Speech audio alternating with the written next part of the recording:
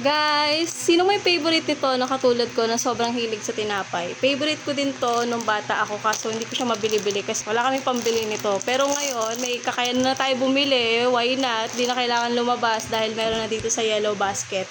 At ngayon pala ay 9. Maaga pa. Almusal ko pa lang. Pakita ka, be. 9:02.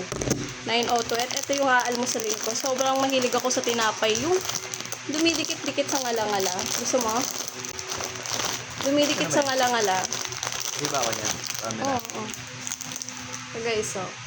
Pwedeng-pwede ito sa mga anak nyo. Hindi nyo na kailangan lumabas. Mag-ano na lang kayo.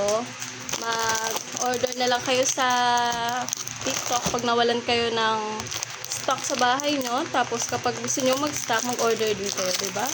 Minsan nag-free shipping pa yan, guys. So, ayan.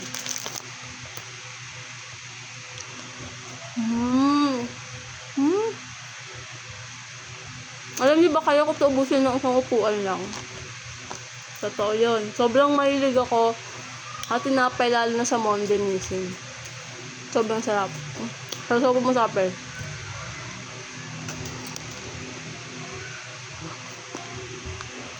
Ang sarap. Nakakainis. Ang sarap talaga.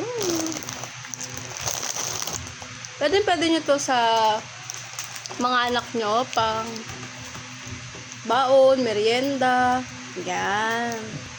Favorite ko kasi ito. Ito nakita ko sa TikTok. Ay, meron na dito. Bibili nga ako dito.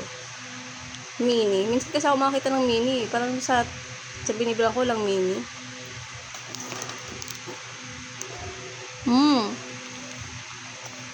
Sarap.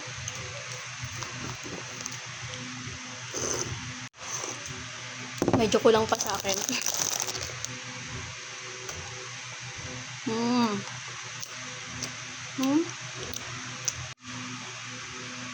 Ang sarap na i-partner sa kape. Matamis tapos mapait. Malayo pang expiry, September pa nga oh.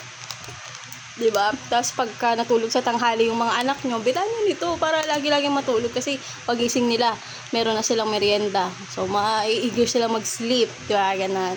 So, yun lang guys. Order na kayo na sa Yellow Basket ko lang. Sobrang sarap.